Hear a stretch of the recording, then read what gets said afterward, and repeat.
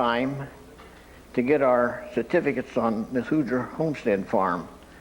I have one farm that's mine, and she has one farm that's hers, so we got the certificates the very same day.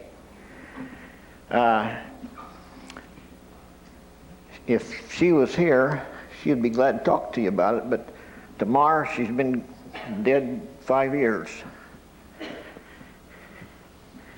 And so I'll just talk about my farm only. My great-grandfather, Reverend John Alter, he was a circuit-riding preacher. He lived in Clinton County, Indiana, and he sent a couple of his boys to Jasper County to see about some property in Jasper County. They wanted to move in that area. So they come out, the two boys come to Jasper County and looked at a farm there, and it was a pretty level farm and had a good stand of prairie grass on it, and the creek ran right through the middle of it, had water in it, and they thought that might be a nice farm for raising livestock. And also underneath the ground a little ways is a 4-foot vein of rock. And this is flagstone rock, and it was in layers 2 inches to about 5 inches thick. They thought maybe someday they'd build a house out of this stone. So they went back to Clinton County and seen their folks, and they were real interested in this place. So they come out with a covered wagon and a team of oxen to this place and looked it over, and they thought it was a pretty nice place to purchase. So in 1846, my great-grandfather, Reverend John Alter, purchased a farm from the United States government. He gave $1.25 an acre for it. Don't seem to be very much money, but in those days it was hard. Money was hard to come by. In fact, in 1896, corn was only worth 19 cents a bushel, if you could find a place to buy it or a place to sell it. And they looked this place over and they decided to take it. And the deed was made out on sheepskin. And about 50 years ago or so, I got it out and I wanted to look at it to see if it was who it was signed by, whether it was Secretary of Interior or Secretary of Agriculture or Secretary of Commerce. But it was stiff, and I was afraid I'd break something, and I put it back in the safe deposit box, and it'll be there as long as I'm around, I guess. And when they come in this covered wagon, they brought a plow with them. They're going to plow some of the ground up for wheat, and about the time it's got ripe, the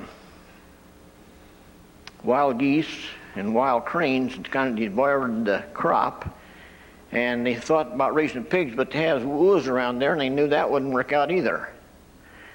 And when they came, they slept in the covered wagon for a while, and then they built a sod house.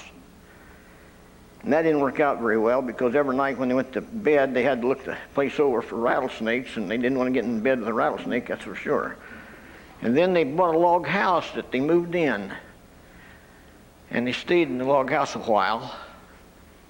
And then later on, they decided to build a house out of stone from the rock on the place. And that was in 1858. And they hired workmen to work on that house. They paid them 50 cents a day. And they had to work hard from early morning to late at night. And if they wasn't very good workers or doing sloppy work, they replaced them with people that would work. And they built this house, and they finished it in about 1862. The walls on this house are about 2 feet thick, made of this stone. Yeah, okay. The house is a lot better now than it was when they made it, because we put a lot of work in on that house, tuck pointed a few times, and all new woodwork in it, and remodeled it, put new roofs on it, new windows, everything. So it's in pretty good shape now for another several years.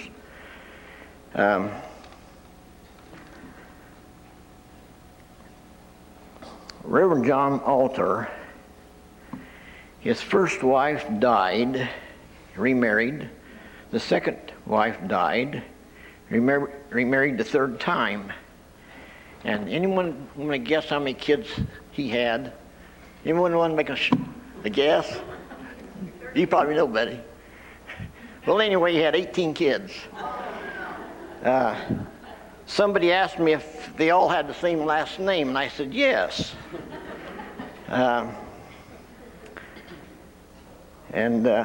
know how hard it is to raise 4 kids. I don't know how hard it would be to raise 18 kids. But anyway, that's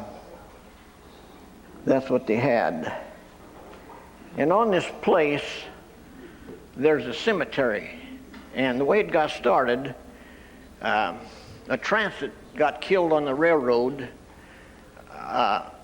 either killed or died or something. And anyway, he had no identification on him at all. And the county didn't know what to do with the man. So my great-granddad, being a preacher, said, why don't you take him out to the farm and bury him there? So they did. That's how the cemetery out there got started. And there must be 30, 35 graves out there. And most of them are, practically all of them are family. And the reason we don't know how many is there because marker stone, some of them are just little round boulders or maybe a flat piece of rock there. And no doubt there's many of them there's no markers at all, or either that they got lost or something. And that's the reason we don't know how many graves out there for sure. And I do know my great-grandfather was buried out there, and his last wife was buried there. And along there is several graves. It's just little children buried. It's kind of sad to see all those stone markers with just little kids' names on them. They got their first name on the top of the stone, and then below it, it's the amount of days they lived, or the amount of weeks they lived. And I'm sure it was harder on the parents that lost these little children, because in those days they didn't have antibiotics or vaccinations to give them to prolong their life. And most of the stones there are made of marble, and 100 years of wear and tear and all kinds of weather, they deteriorated a lot, and the names are pretty well washed off, and the dates also. But if it's made of granite, they're in pretty good shape. And my son here and his wife and family takes care of that cemetery. In the summertime, mows it, keeps it looking real nice for cemetery. And anyway, if any one of the relatives of ours wants to be buried there, we'll give them a plot free, and even dig the hole for the stone and cement it so they can put the stone on, and the rest of the expense is up to them. And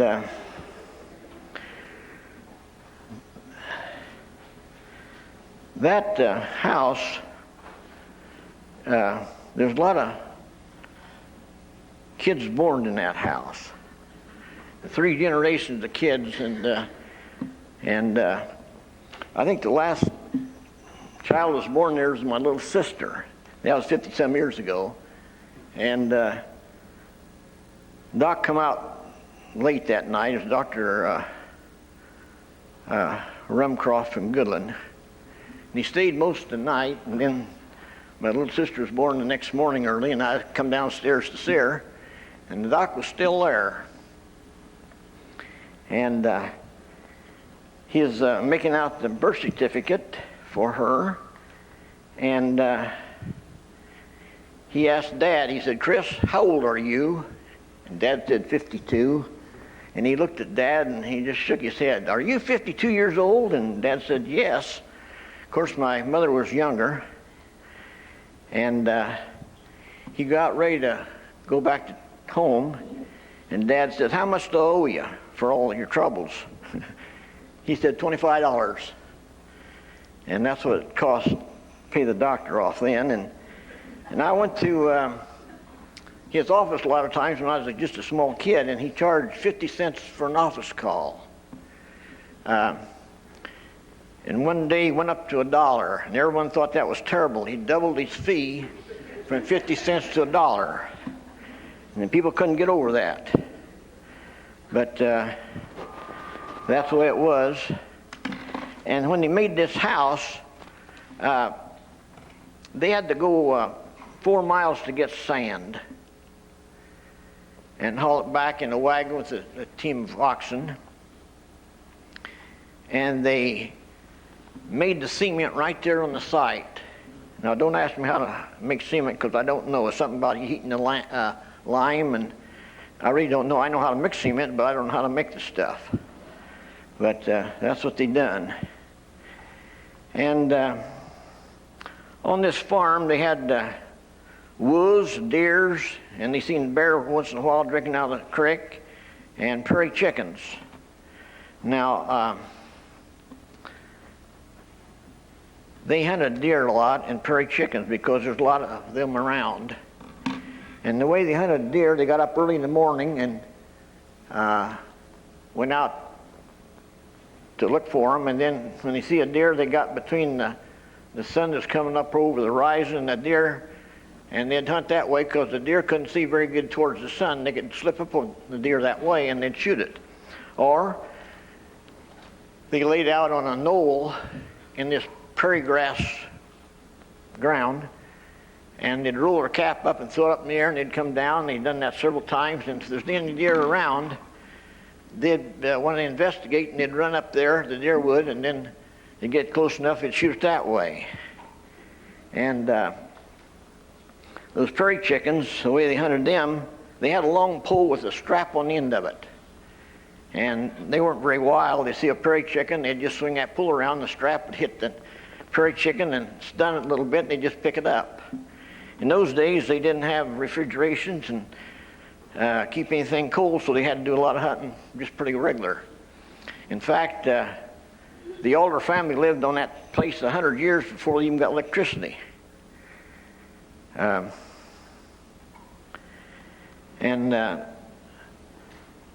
family, back, my ancestors were pretty intelligent people there. Some of them are doctors, some are preachers. In fact, one of Reverend John's daughters was one of the very first women ordained ministers in the United States. And she's buried up here north of Rensselaer and a little bit east. It's Sand Ridge Cemetery, I think. And they had teachers, surveyors, engineers, authors, cabinet makers, sawmill operators, and very prominent farmers in the family. And of course, when they'd done any trading, they had to go to Lafayette to buy their supplies because Remington wasn't even on the map then. It was called Carpenter Station. And Monon wasn't called Monon, it was something else, but I don't remember now what it was. Anyway, when they went to Lafayette, the round trip took several days with that team of oxen and the wagon. And I know when he's down there one time, I guess they bought some walnut seed and some hedge seed. My great-granddad wanted a grove of walnut trees, and he planted them out, and also he planted this hedge trees all around the farm, and a couple of strips through the farm he had hedge trees planted for fences. And I remember those trees. I mean, they're over 100 years old, and they were still growing. And hedge was growing up along the road, and the county didn't like the hedge right along the road because it was hard to plow out the snow there. They had to use snow plows, and they didn't have the equipment then that they got now. And the county offered to bring a caterpillar in there with a long cable to pull that hedge along the roads if the farmer would take care of the brush and the wood.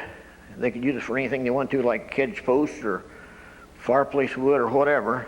And a lot of people had their hedges pulled out. And in fact, we had quite a few rods of hedges pulled out. But we still got probably a mile or more of hedge on our place right now that we're going to leave there because it's a good windbreak and it's good for wildlife, pheasants, deer, and quail, and rabbits. And as long as I'm living, I guess those hedges will stay there because I think they're worth their being there. Even though it saps out a little bit of corn, a little bit of beans on each side, but that don't make much. I think they're worth more than the beans and the corn worth right along there. And maybe some of you don't know what a circuit riding preacher is, but it's a preacher that goes around all over the area and preaches. And one time he was invited out to Gilbo. That's about 10 miles from where we live. And I don't know if my great-uncle, great-grandfather, Reverend John went there or not, or one of his boys went to Gilbo to preach. And I read in the story that they wrote that they was pretty well happy with the collection they got out there, 56 cents. Now my grandfather was Lewis S. Alter. He was the son of Reverend John Alter, and when they passed away, he bought the heirs out. And you got Reverend John's? He's the one with the beard. Huh? No, Lewis. Yeah, but you don't get the one with the beard in there.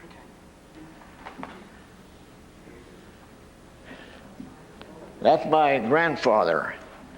That ornery little kid with him happened to be me. That beard was down to his knees. And I run across a guy one time from Newton County that hired my granddad to do some van. And at noontime, they invited him in, and he rolled up his beard and had a little sack he put over it and put a clothespin on top. So he ate his meal. How long years ago? That was a long time ago, yeah. And that way he didn't spill anything on his beard. I don't remember when he had his beard that long, but I do remember he always had one, about 6 or 8 inches long. We're great buddies, Granddad and I, and he never raised his voice to me in my life. I was 10 years old when he passed away. And I'd sit on his lap a lot of times, and he had a Bible that had a lot of pictures in it, and he'd explain to me what the pictures meant, and he always told a lot of stories. And he was a school teacher, a surveyor, and he's a surveyor 3 terms in Jasper County here, and he also was worked in South Bend as a surveyor and an engineer there for several years. He studied to be a lawyer. He took the test and passed it, and he was admitted to the bar, but he never had any trials. And he had a library of about 1,500 to 2,000 books. I know how big a job it is to sell them, because when my parents passed away, I had to settle a estate, and I had to get rid of everything that was loose on the farm. I bought about 8 or 10 of those books. I bought a couple of Jasper, Newton County history. I bought the town of Remington, and a couple of medical books, and one book that John Alter, the great-grandparents of the family here, Hoosier hunting ground. I saved that book back. And I tried to sell them these books, and everybody that was interested, thought was interested, wanted to praise them, and I wanted the money for them. I didn't want them praised because they took money. And my brother in Indianapolis, he had the same luck I had. Everyone wanted to praise them, but nobody wanted to buy them.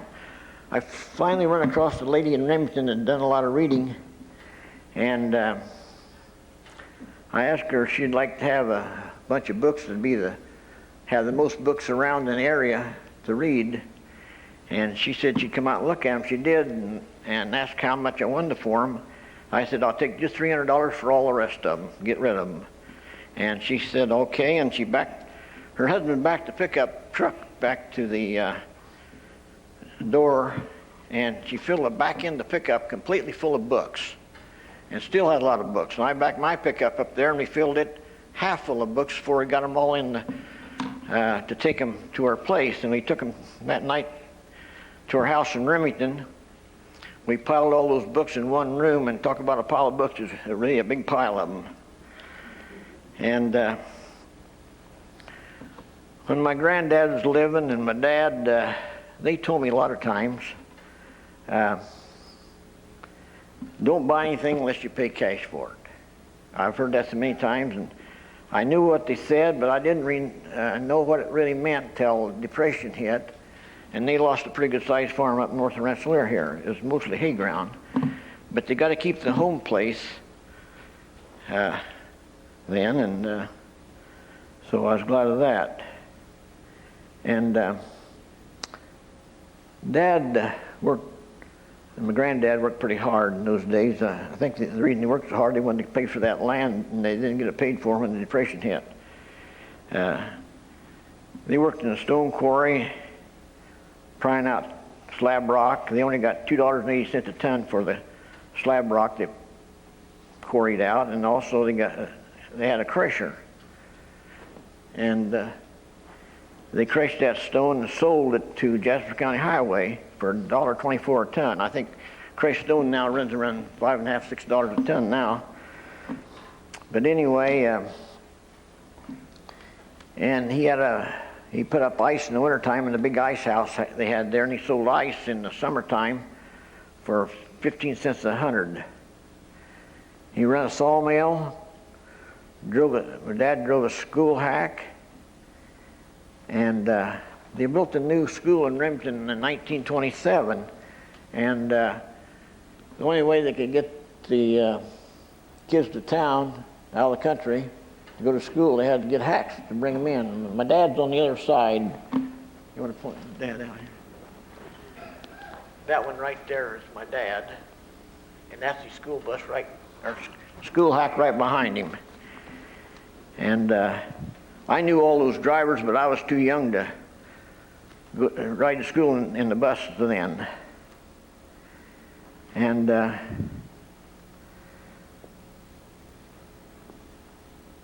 let's see, I kind of lost my place here.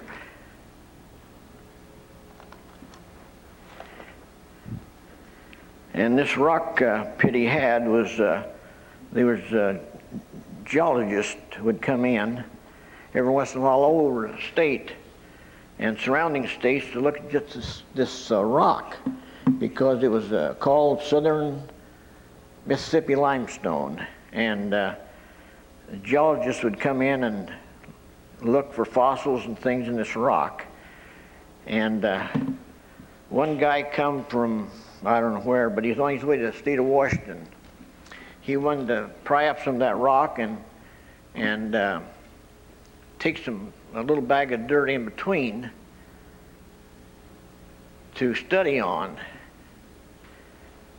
And I helped him pry some rock out, and he got a little sack of about 3 or 4 pounds of dirt. And he said, you know, there's 6 months' work in that little bag of dirt. I suppose through microscopes and find the little fossils and all that stuff. I know it'd be a long time looking at a little bag of dirt for 6 months, but anyway, that's what he said. And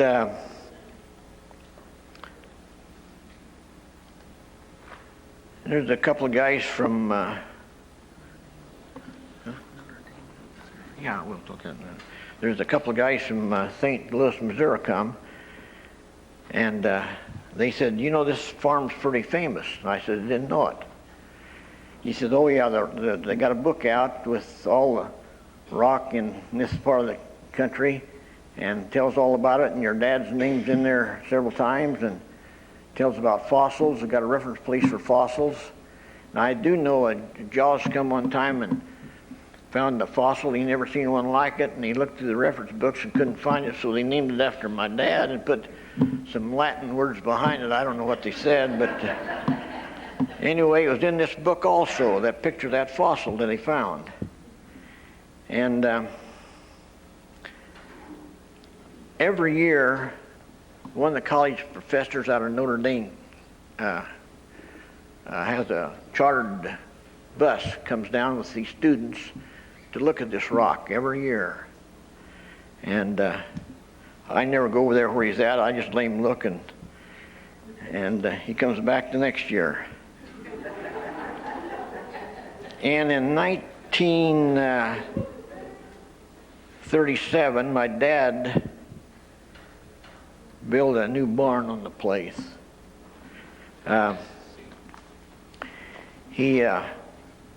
They laid the first 12 feet of rock around the barn, and that was the barn he built. And he got Charlie Fleming from Rensselaer. He owns about 27 houses on the southeast corner of Rensselaer, and he come out to put a bid on building the rock around the bottom of that barn. And he took the job at $12 a foot, and he laid 2 rows of rock and then poured the center with cement and put reinforcing rods and cables in there to reinforce it. And the street just north of McDonald's here is Fleming Boulevard. They named it after that man that Dad helped put the rock up in that building. And he charged $12 a foot, and the building up to the plate was 12 foot, so that's $144. It took him 20 days to put the rock around that building. That's $7 a day, when that was Swedish good wages in those days too. And the barn lasted about 50 years or so, and the last few years we tore it down because we didn't have any livestock. And so we dropped the roof down, and we called her baby barn. We put up there, and we got quite a bit of lumber in it. In fact, we've got 4 buildings around, got quite a bit of lumber piled in it. Some guy says, well, you got more lumber than you'll use the rest of your life. And I says, well, I don't know how long I'm going to live, and some people like to pile up money, and I like to pile up lumber. So we got a lot of lumber, and Dale and I do a lot of, since we don't have livestock, we do a lot of carpenter work for ourselves. Oh, that's one of the things we built, an 8-horse hitch for my grandson. We made a lot of those little horses and give them away. My grandson is little cousin Jasper right now. His term will be up about next summer sometime. He's pretty happy to be a little cousin Jasper appointed, and of course he got a new bicycle out of it, and he got some toys along with it and other things, and he's real happy over that deal. And we got electricity on the farm in 1946. A lot of people got the electricity in 1942, only a mile from there. But that was the time the World War II started, and all the material went towards the war effort, and they didn't put out any more lines till about 1946, from 1942. And anyway, as far as it goes, they didn't make any automobiles that time either, and not too much machinery. And even farm machinery where they had tractors on there, they had an OPA ceiling on the tractors in those days. They could only bid up so much money on the tractor and get it. And what they done, they put the names in a hat and pulled out a name, and whoever name they pulled got the tractor at OPA ceiling price. Then they figured out, why not sell a pitchfork for all, and then the highest bid on the pitchfork got the tractor at OPA price, and that's what they done. Some of those pitchforks went pretty high in those days. And anyway, my dad died, and my mother looked after the place, and I told her she better sell those walnut trees on the place because they're past time. Crop of walnut trees is like a crop of corn. Whenever it's ready to harvest, it's ready to harvest. And then these trees are about 15 or 20 years past time to harvest. It's getting rotten at the bottom and hollow, and the top is breaking out. And I said, you might as well sell those trees so you can get a little something out of them. So she said, would you plant trees back if she sold those? And I said, yes. So she sold about 2/3 of the crop of walnut trees off the place. She kept 1/3. They were smaller trees, and some of them was big trees, but they had more growth left in them. And I planted tulip poplar back, gum, ash, cypress, and some walnut.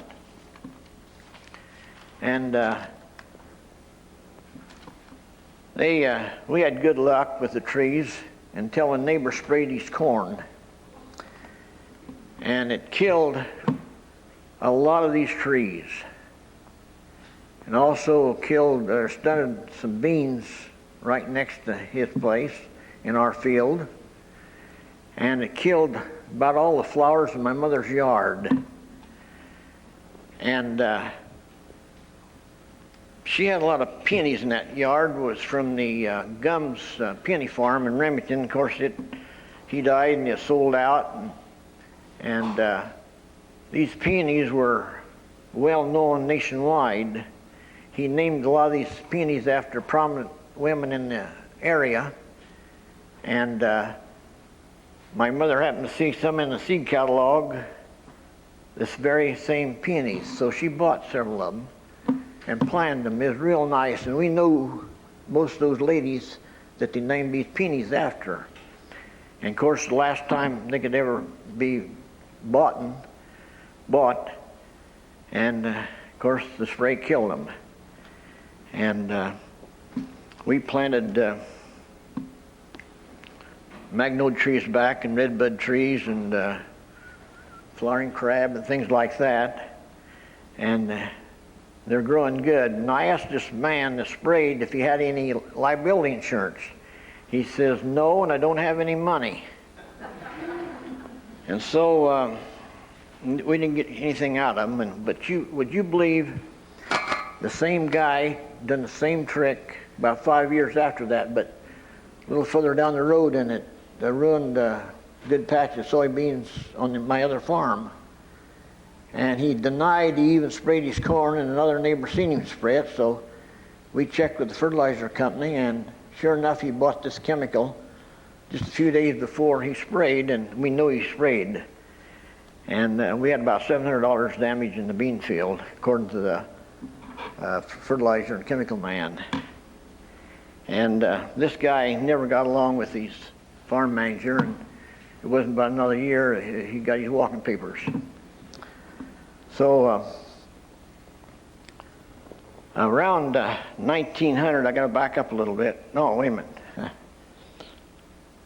I farmed with my dad, and he didn't believe much in fertilizer because all the hay and the grain was put right back into livestock on the place. He thought the fertility would hold up like that, and I said, no, I don't think so. So I give Dad almost a sack full of nitrogen. I said, take this sack of nitrogen and spread it on the oats real thin, and don't tell me where you put it, and I'll tell you when we harvest the oats where you put it. And on the corn, I put some on the corn, fertilizer. And I told him where I put that so he could watch it up all summer.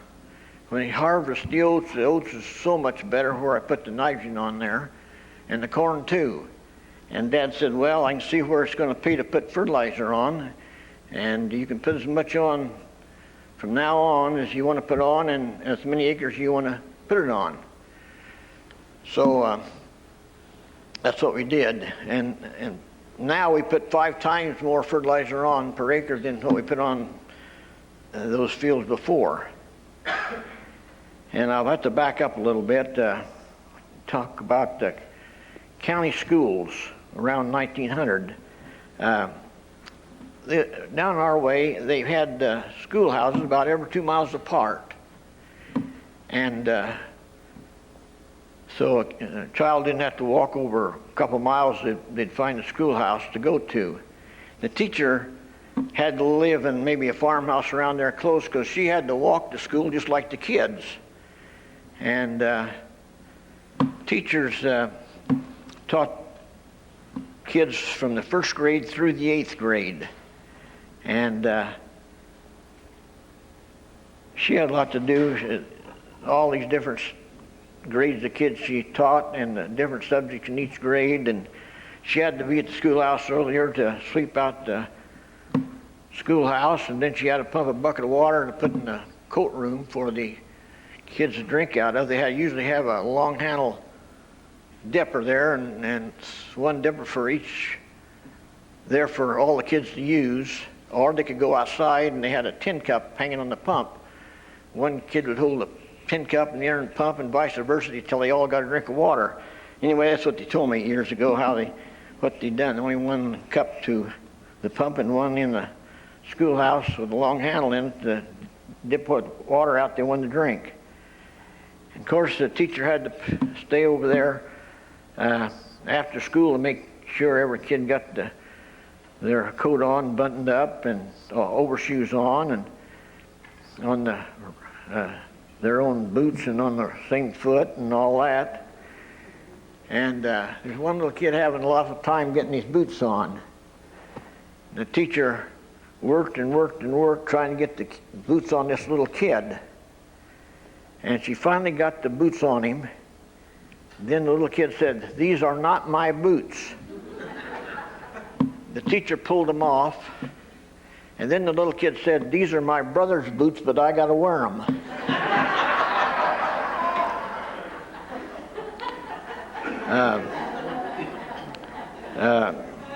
I think she helped him. I think she helped him put the boots back on. And I got to thinking, also the men teachers were paid $20 a month to teach school, and the women teachers were only paid about half that much. And of course, every school had a couple little outbuildings behind, one boys and one girls on it, and that's what they used. And I got to thinking, what in the world to use for toilet tissue at those times? So I called up a couple of guys that used to go to those country schools, and they said, "Don't know, don't even remember. But I know a nice lady in Rensselaer I called up, and she's around 65 years old, and I asked her what they used, and she said, "Well, the same as everybody else uses. They use old Sears and Roebuck catalogs and Montgomery Ward catalogs." So, and then she said her husband run a grocery store, and he bought oranges in wooden crates,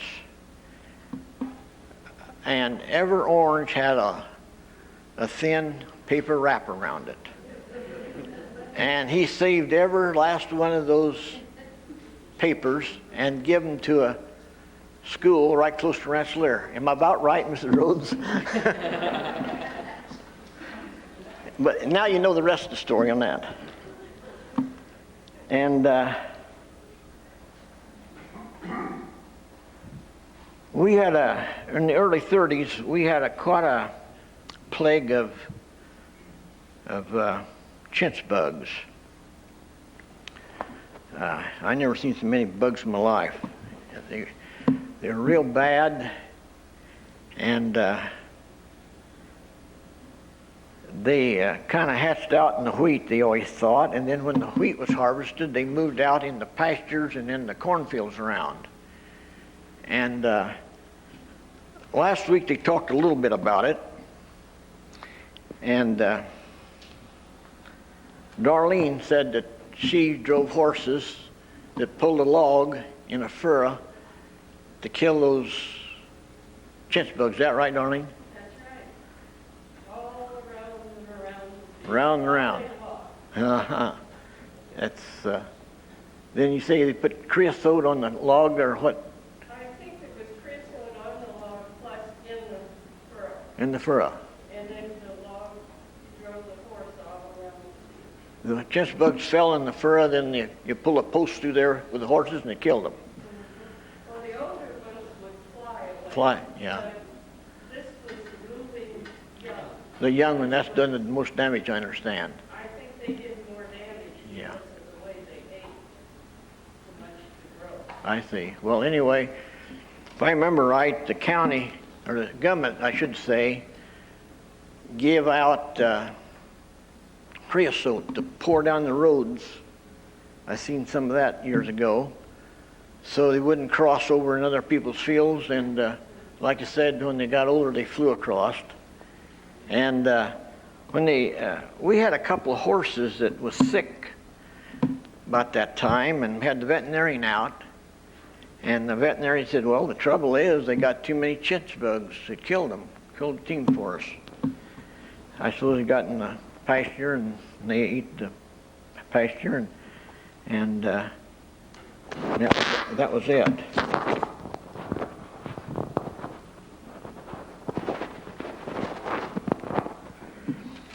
And years ago, they had the WPA around. That was in Depression days when Franklin D. Roosevelt felt like he had to give everybody a job and pay them about $5 a day to work. And WPA stands for Work Progress Administration. And what the WPA done is fix roads, worked in parks, and they built sidewalks, repaired sidewalks and bridges, and done all kinds of work.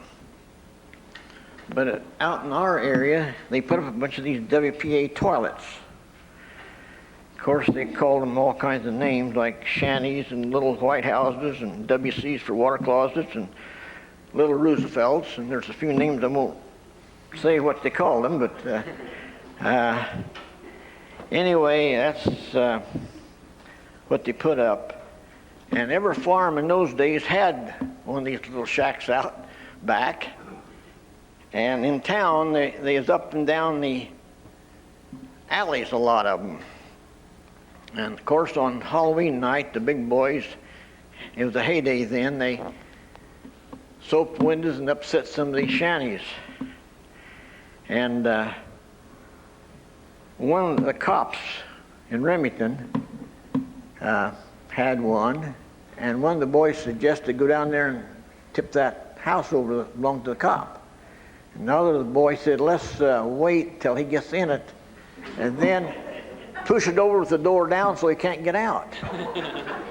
So they waited a long time, and finally the cop come out and went to that little house, and they run up to push it over, and he got out just the right time. And those, talk about running, those kids really took off running, or they was afraid to be nailed to the cop, and I guess they got away all right. But anyway, another group of boys went out to Fountain Park. That's a place north of Remington, about a mile and a little bit west. They got a lot of cottages there, and they got a lot of these little houses too. And those boys, about every Halloween, tipped some of those over. And would you believe one of them fell in? And the guy that drove him out there says, you're not going to ride back to town in my car. He says, you're going to walk. But I think they compromised. They let him sit in the trunk with his feet sticking out. So that's the way it went. I helped my dad with farming after I got out of the Army, and we rented more ground. And I told him, I'm not going to work in that stone pit because it's too hard to work and the pay isn't that good, and you're selling your farm away gradually by digging holes and digging that rock out. And I said, I think there's a better way of making a living farming than to work in that stone pit. And he agreed. And about that time, I had in my notion, in my head, to buy some property. And I'd like to buy an 80 acres of ground, and like I always remembered Dad and Granddad saying, don't buy anything unless you pay cash for it. Well, one of the banks had 160 acres for sale. And I went to see about it. And I said, would you sell 80 acres of it? And he said, well, I expect we'll sell 80 acres each to people because they'd buy 80 acres of ground before they would 160. And he says, do you owe anybody any money? And I said, no. Do you have any savings or checking account or CDs? I said, yes. How much? He said, and I told him. He said, how about your machinery line? And I told him what I had. And he got to figuring up, and he says, why don't you buy the whole 160? And I said, my land, no. I said, I can't even hardly afford to buy 80 acres. He scared me so bad, I just left, and I didn't put a bid on it, and I didn't come back when they auctioned it off or nothing. I was scared too bad. And another banker in town had an 80 acres right across the road from this heritage farm. I asked him about buying it, and he says, oh, don't buy that farm. It's got a creek running right through the middle of it. He said, save your money and buy a farm that's 100% tillable. So I left. I knew I couldn't do anything good there. So down the road east of us, there's a lady that had about 500 acres of land. She sold about 160 acres to one man. 5 years later, she sold 80 acres to another man. And about 5 more years rolled around, and I said, I think I'll go see her and see what she'll sell me 80 acres of her land. So I went over there and seen her, and I said, would you sell me 80 acres of your land? And she says, well, yes, I will. I said, how much you want for it, an acre? She said, I don't know. I'll see the banker and let you know. So in the meantime, the banker called me and said she had 80 acres she wanted to sell me, and she wanted so much down and so much a year for 5 years, and she's not too far off on her price. And I thought that would be a good deal to buy. So I seen her and I asked her how much she wanted for her land per acre, and she told me, and I said, well, that's a little bit more than I wanted to pay, but I told her what I would pay. And if you don't want to sell it to me, that's all right, no problem at all. We'll still be good friends. Or if you want to take me up, I'd be glad to buy it. So she says, I'm going to sell it to you. So we went in the bank, and she said she's getting old and she'd like to have so much down and so much a year for 3 years. Now I just think, I didn't think I wanted to do that. And the banker says, buy it, buy it. If you need money, I'll loan it to you. So I said, all right, I'll take it. And would you believe about a couple years after that, she said, I've got another acre I want to sell you. Yeah, what did I say? An 80 acres she wanted to sell me at the same price. And I said, would you let me think about it a couple of days? And she says, yes. So I see my mother-in-law and asked her if she'd want to buy 40 acres of that, and we'd buy the other 40 acres. She says, yes, and she says, I'll spend my own money buying it, and she says, when you get on your feet, I'll sell it back to you. I said, great, great. Well, in 2 years, I seen her and asked her if she'd sell me the 40 acres back, and she said, no. And that was about 25 years ago. And she's 85 years old now, and her husband's 90, And I don't know yet where that 40 acres is going to go yet. And now she had 120 acres left where she lived, and she asked me if I wanted to buy that, and I kept putting her off. And if she asked me once, I bet she asked me 75 times if I wanted to buy that land. And I keep putting her off, and one day she says, I wish you'd make up your mind what you want to do. How come you're putting me off? And I said, well, one thing, as long as you own this house, you got a place to live. And as long as you live, you've got an income from the rest of the farm, as long as you live. And I said, if you want to sell it to on an option, and you keep it as long as you live, and I will take care of the option after you are done with it. She said, that's the best news I heard yet. So she said, let's go fix it up. And I said, no, it's up to you to fix it up. So she went to town and fixed the option up, and she lasted about 6 or 8 years after that. And then when she died, I took care of the option then. And things worked out real good for me, even after my mother passed away. I paid the heirs off in the home place, and I know that when the folks were living, they worried like the Dickens afraid I couldn't get that paid for, but I said, no problem at all, don't worry about it, and everything worked out real good. And I better close this, but I got a little story I have to tell you, and a little something for you to think about. We had a lady in our neighborhood that was real large, and I hate to say fat, but she was.